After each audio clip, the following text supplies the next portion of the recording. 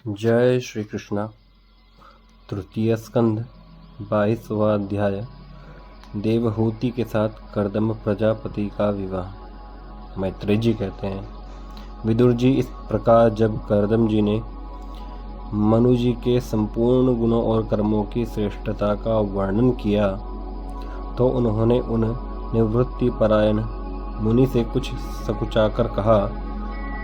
मनु जी ने कहा, मुने, वेद मूर्ति भगवान ब्रह्मा ने अपने वेदमय विग्रह की रक्षा के लिए तप, विद्या और योग से संपन्न तथा विषयों में अनासक्त आप ब्राह्मणों को अपने मुख से प्रकट किया और फिर उन सहस्त्र चरणों वाले विराट पुरुष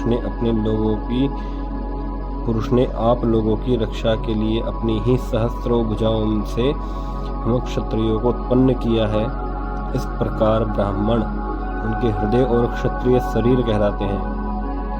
अतः एक ही शरीर से संबद्ध होने के कारण अपनी अपनी और एक दूसरे की रक्षा करने वाले उन ब्राह्मण और क्षत्रियों की वास्तव में श्रीहरि ही रक्षा करते हैं, जो समस्त कार्य कारण रूप होकर भी वास्तव में निर्विकार है।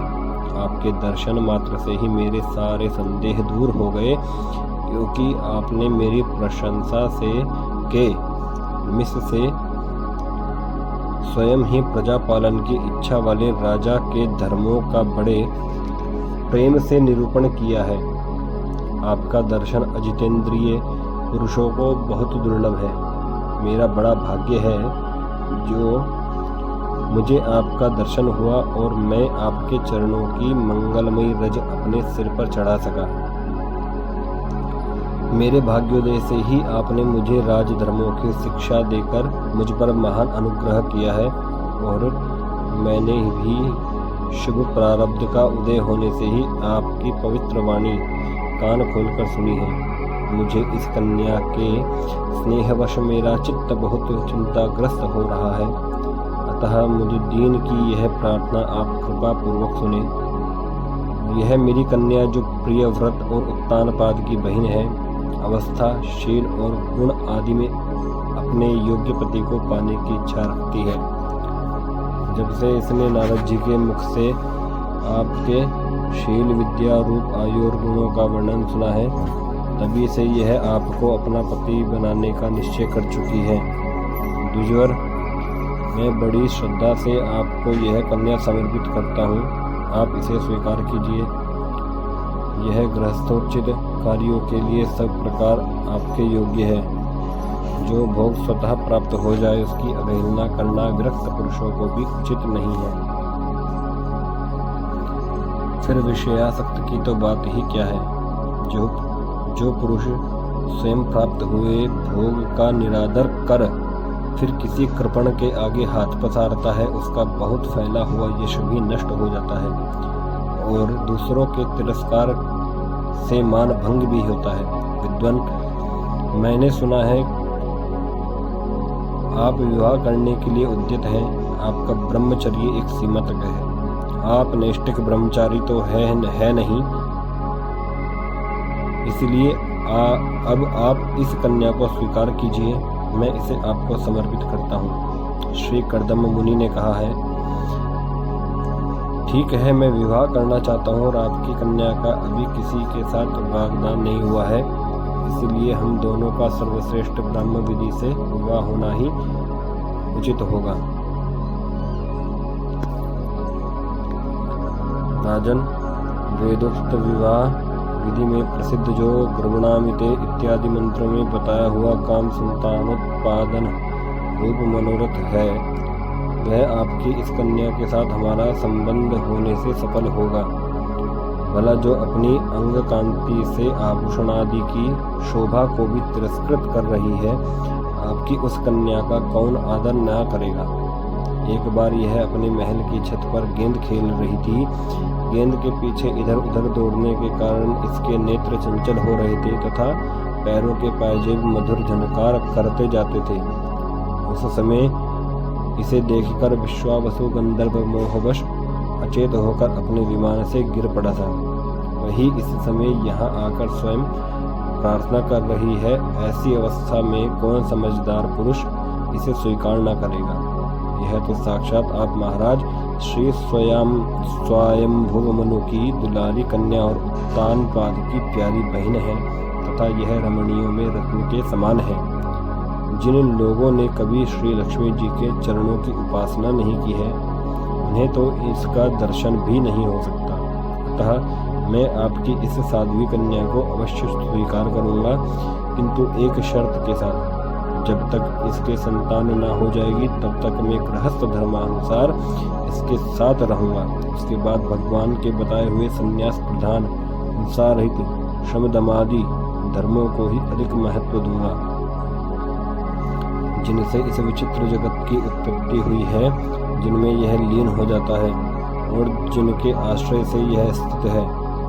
मुझे तो वे प्रजापतियों के भी पति भगवान श्री अनंत ही सबसे अधिक मान्य है। मैत्रेय जी कहते हैं, प्रचंड धनुर्धर विदुर कर्दम जी केवल इतना ही कह सके, फिर वे हृदय में भगवान कमलनाभ का ध्यान करते हुए मौन हो गए। उस समय उनके मंद हास्य युक्त मुख कमल को देखकर देवहूति का चित्त लुभा गया।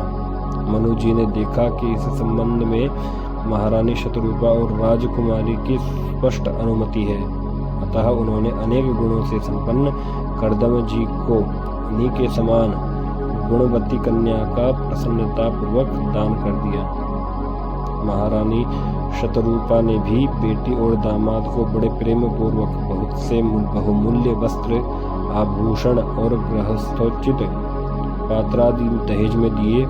इस प्रकार सुयोग्य वर को अपनी कन्या देकर महाराज मनु निश्चिंत हो गए।